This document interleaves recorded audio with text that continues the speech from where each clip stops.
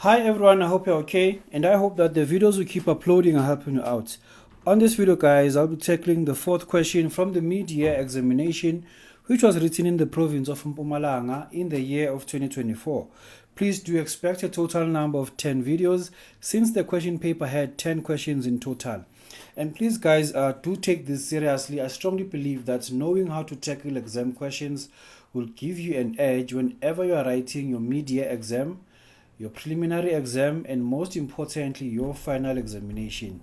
So please do share the video to your peers so that they may have the same edge as you.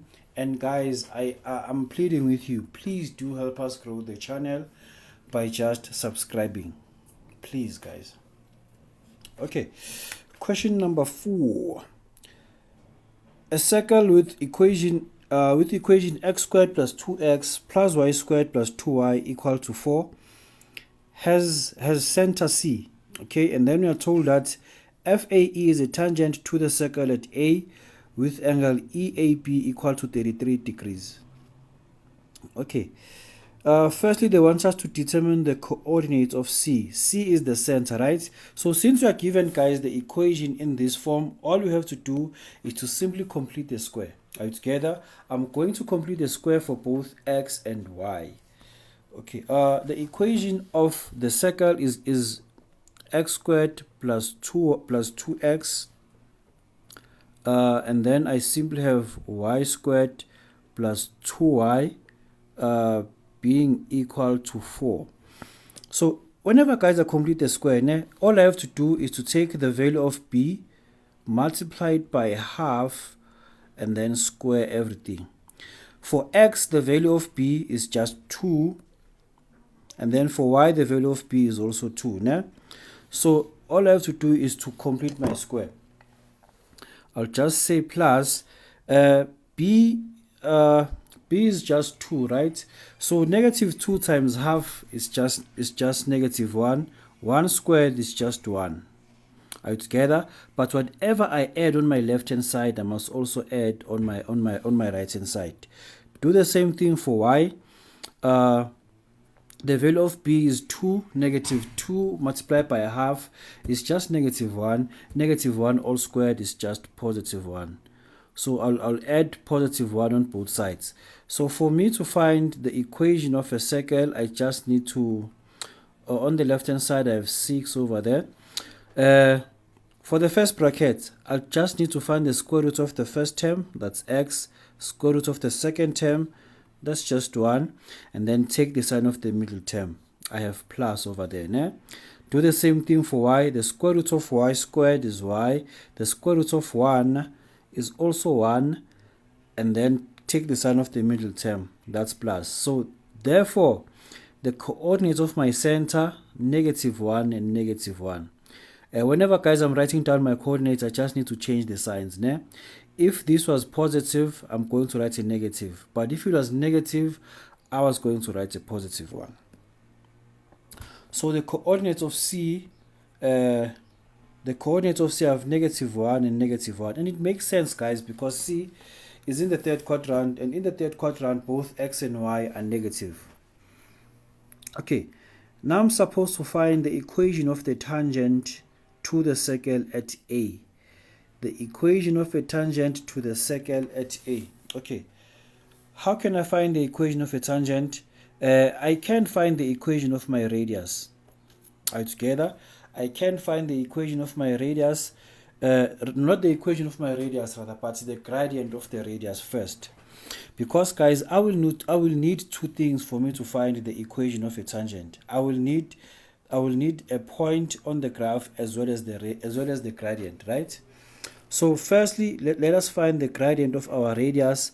Our radius is just is line AC, right? I'll simply say y2 minus y1 all over x2 minus x1. This is just equal to, remember the coordinates of C have negative 1 and negative 1, right? So the y value at C is just negative 1. The y value at A is just positive 1. The x value at C is negative 1. The x value at A is just negative 3. So this will just give us, at the top I'll simply have a negative 2 at the bottom. I'll also have, at the bottom I'll simply have positive 2, right? So my gradient is just negative 1. You can punch your calculator, guys, to confirm, né? The gradient of line AC is negative 1, right? But what do I know? I know that a tangent is always perpendicular to my radius.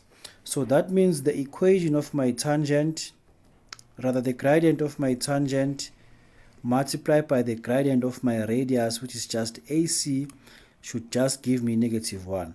And hence the gradient of my tangent, M tan, is just equal to positive 1. Are we together? If, guys, I have two lines that are perpendicular and I want to find the gradient of the other line, I just need to flip the gradient I have around. Just flip it around and change the sign. Are we together? Flip it around, change the sign. So I now know the gradient of my tangent, that's 1, and I do have a point on the tangent. So I'll simply substitute the point in my gradient on the line that on the equation that says y minus y1 is equal to mx minus x1, where both x1 and y1 are the coordinates of a point. That's x1 and that's y1, and then m represents my gradient, right? I simply have y minus 1, and then m is 1 as well. I have x minus a negative 3. So y minus 1 is basically equal to x plus 3, and then y is just equal to x plus 4. So this is the equation of my tangent. This is the equation of my tangent. Y is equal to x plus 4. X plus 4, right? Okay, and then now I'm supposed to determine the equation of k. If y equals to x plus k will be a secant. A secant, guys, is just a line that cuts the circumference of a circle twice. It's a line that intersects the circle twice, or the line that cuts the circumference of our circle twice, right? Remember that, guys, they said that line should have a gradient of 1, right? So whatever line we are dealing with must be parallel to the tangent EF. So if ever, guys, I draw my line over here, I can see that line cuts the circumference twice. The line cuts the circumference twice. The line cuts the circumference twice, and then I will have a tangent again at point D. Are we together? But just below D, the line does not cut the circle at all, and above point A, the graph does not touch the circle at all. Are we together? So whatever, guys, values we have, whatever line we have, if the line has a gradient of 1, the value of k should be just in between the y-intercept of these two tangents. Are you together? I already know that the first graph, let me remove these lines over there. I already know that the first tangent, this one, is y is equal to x plus 4. I do not know the equation of the tangent of the second graph, but I know that it will be y is equal to x, let's say, plus c, or maybe plus p, whereby p is the y-intercept. Are you together? And I know that p will be a negative value, right? So my value of k, for me to have a secant, that means k should be just in between the y-intercepts of my two tangents. That's p and 4. Whatever value of p, I'll just substitute it over there. Né? Okay, so this, guys, simply means that for us to answer this question, we must find the equation of a tangent that passes through point D. The tangent that passes through point D. Are we together? That tangent will just be drawn like this. It will be parallel to the other tangent. Né? We already know the gradient of that tangent, guys. The gradient is 1, right? It's because that tangent is parallel to the other tangent. So the gradient is 1, so our graph will just be in this form. All we need to find is the value of p. How can we find the value of p? Remember that, guys, we must find the coordinates of D, right? D is a point at the circumference. I do know the coordinates of A, and the coordinates of C. For me to find D, I must just use my knowledge of finding coordinates at the midpoint. I know that the x value at point C, let me use a different color. Let me use blue. The x value at point C is equal to the x value at A plus the x value at D all over 2. Same applies with y. The y value at C is equal to the y value at A plus the y value at D all over 2. Okay, let's go and find x first. X value at C is -1. X value at A, that's -3. X at D, we don't know it, all over 2. Cross multiply, I just have -2 is equal to -3 plus x at D. Take the -3 to the other side. Firstly, it will change the sign, and then I'll end up having the x value at D to be equal to -2 plus 3, that's +1. So the x value there is just +1. The corresponding y value, we'll just find it by using the same method. The y value at C is -1.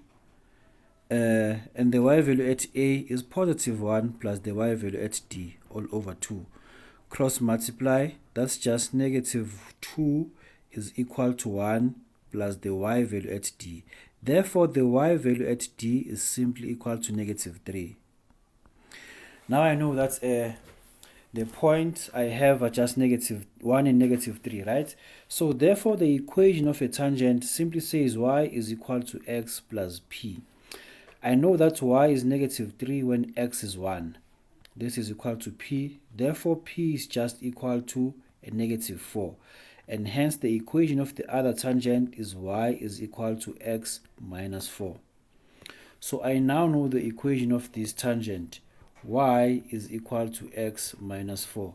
Since, guys, I know the value of the y-intercept of my tangent, I don't need to write p over there. I'll simply write -4. So for k to be for a line for a straight line with the gradient of +1 to be a secant, that means the y-intercept should just be between -4 and 4. Okay, now let's answer the following questions. They want us to find angle ACB. Let's create room for us to write over there. I hope in the meantime, guys, you're subscribing. If there are things I'm not sure about, don't be scared, guys, to comment. I'll come back and assist you. Okay, they want us to find angle ACB. Angle ACB. Okay, let's write the answer over there. We got K to be between -4 and 4. Okay, the ACB. What do I know, guys? I'm given a tangent, Tangent FE is given and we have chord AB. I know that the angle between the tangent and the chord is equal to the angle subtended by the chord at the circumference. So that angle is just 33 degrees. Are you together? That angle is just 33 degrees. But also, guys, I know that if chord AB subtends angle ACB at the center, and the same chord subtends angle D at the circumference, that means angle ACB is 2 times angle D. According to the angle at center is twice the one at circumference. But obviously, guys, just because you can see the answer, it doesn't mean that you'll get the marks. You must know how to write your answers. Firstly, I can simply say that angle D is equal to angle EAB.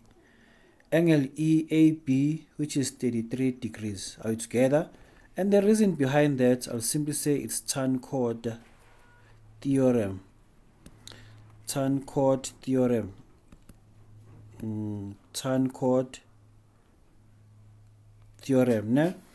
Okay. After finding angle D, I know that angle ACB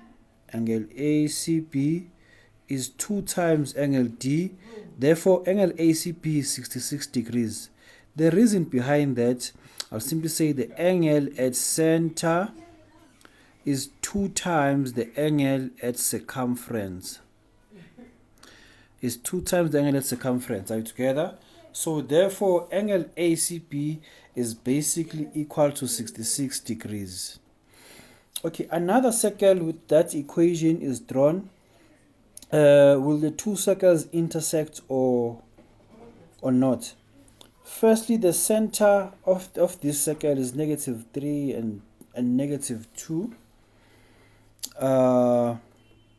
-3 and -2.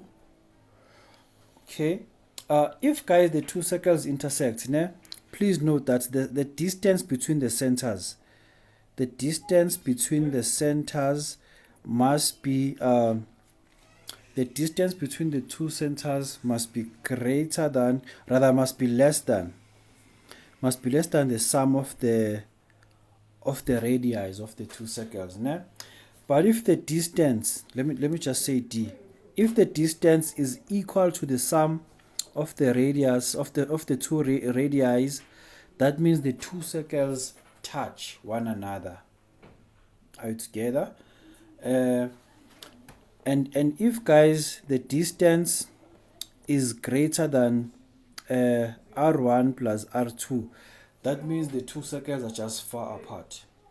Are you together? So it's very important for us to know whether the circle is rather it's very important for us to find the distance between the two centers and then go and find the sum of their two radii.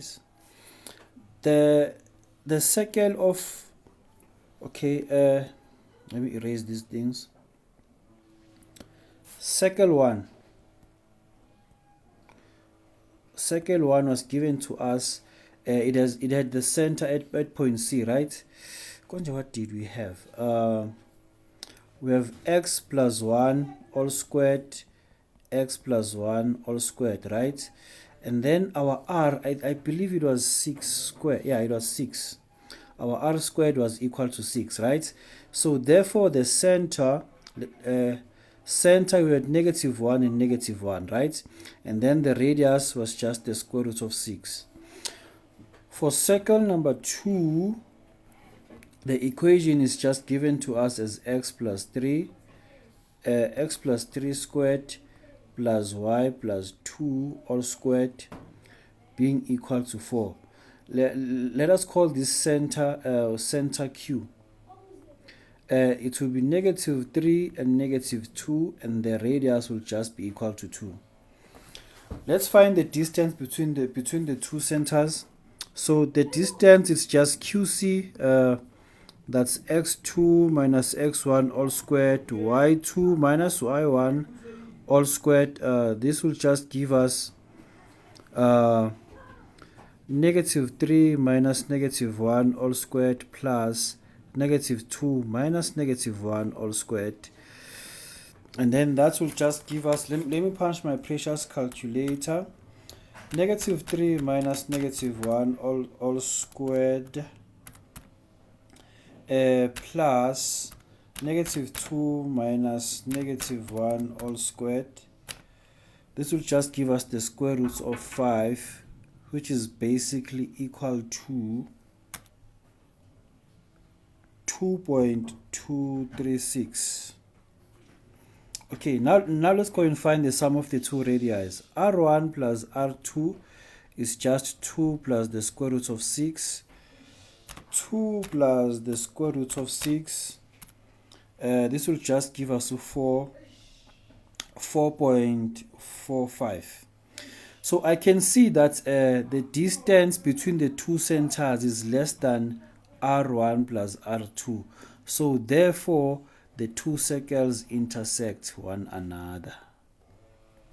The two circles intersect one another. Why?